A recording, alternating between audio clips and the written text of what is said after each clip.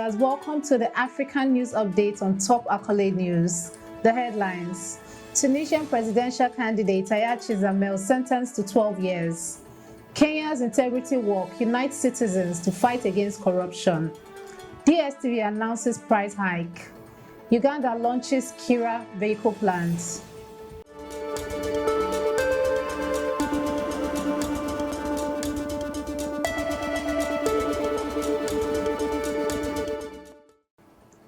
In politics, Tunisian presidential candidate Ayachi Zammel sentenced to 12 years.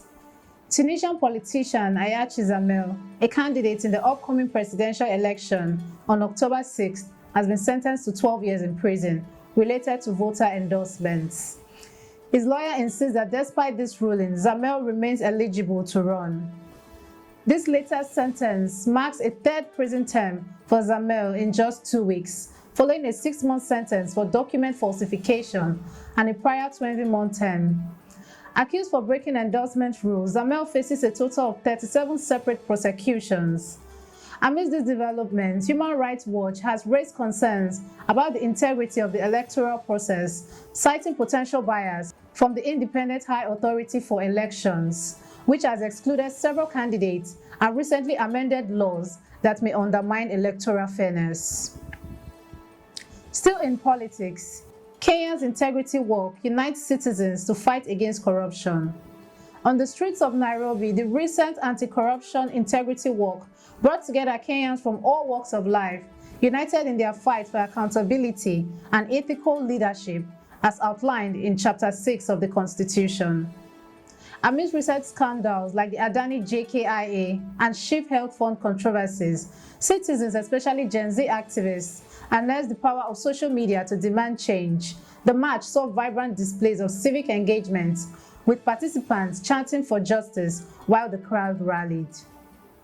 Despite the challenges ahead, the event instilled a renewed sense of hope that this collective struggle against corruption could lead to a brighter, more transparent future for Kenya. Moving to business, DSTV announces price hike. Paid television company MultiChoice Kenya has announced new monthly subscription fees for DSTV that will take effect on November 1st, 2024.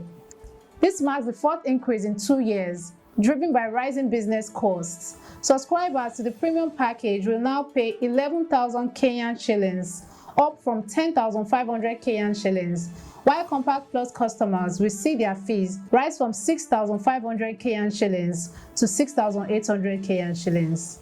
Other adjustments include increase from the compact and family packages.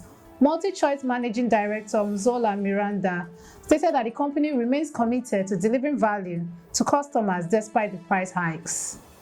Still in business, Uganda launches Kira vehicle plants.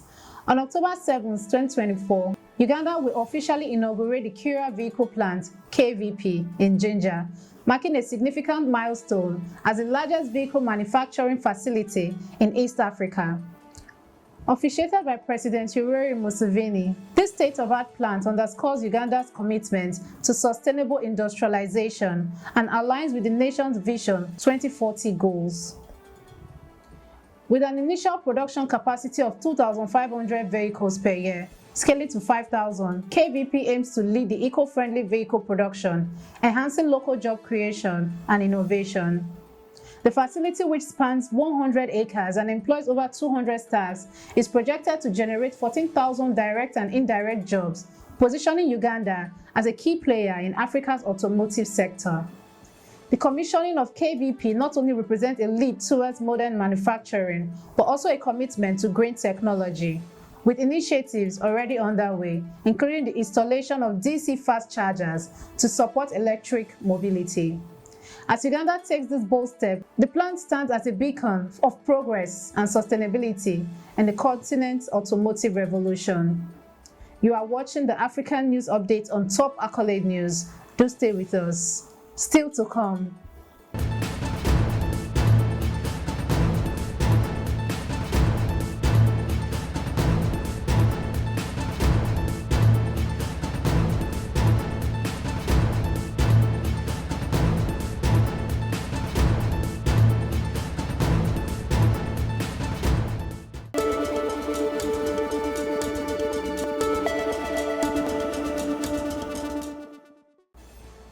Thanks for staying with us.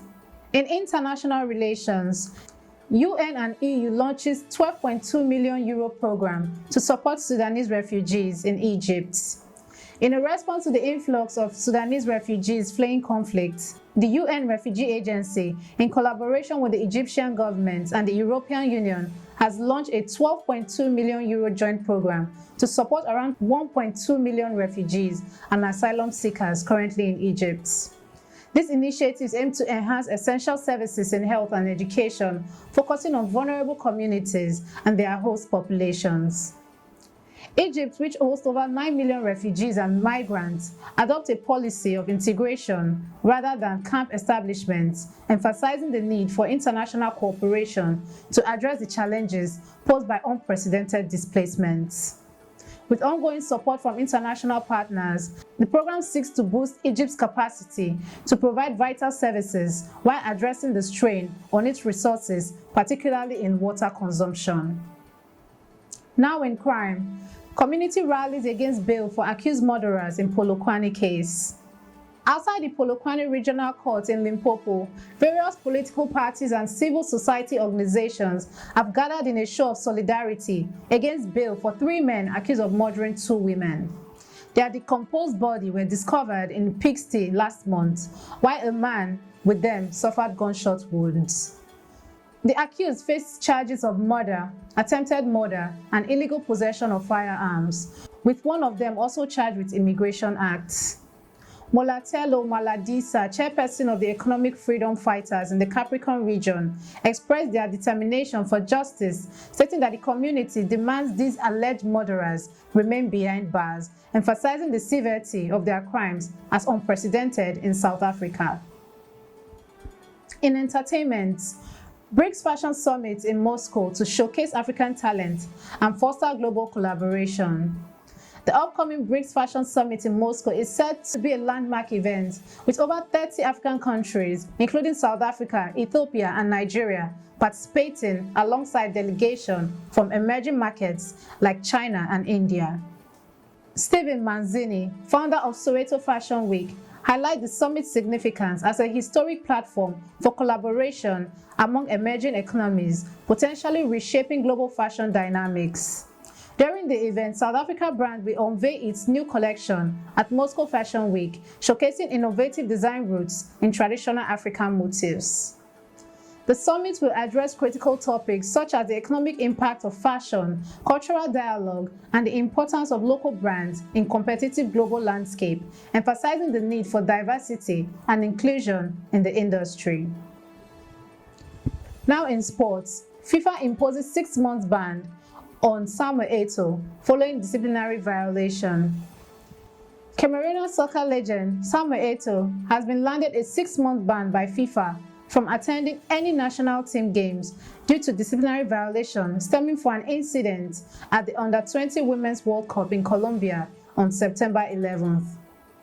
While FIFA has not disclosed specific details about the event, Eto'o was found guilty of offensive behavior and violations of the principles of fair play. This ban will prevent him from attending matches, including all Cameroonian teams, including crucial qualifiers for the 2026 World Cup and 2025 African Cup of Nations. A celebrated player who scored a record of 56 goals for the Indomitable Lions and won 3 Championship League titles, the 43-year-old Eto'o has had a storied career in soccer, but this ruling cast a shadow over his tenure as president of the Cameroon Soccer Federation since 2021. That concludes our African news update for today. Stay tuned for more African news and developments. Thanks for joining us. I am Okocha Ojo-Arumi. Connect and engage with us on all our social media handles. Do have a wonderful day.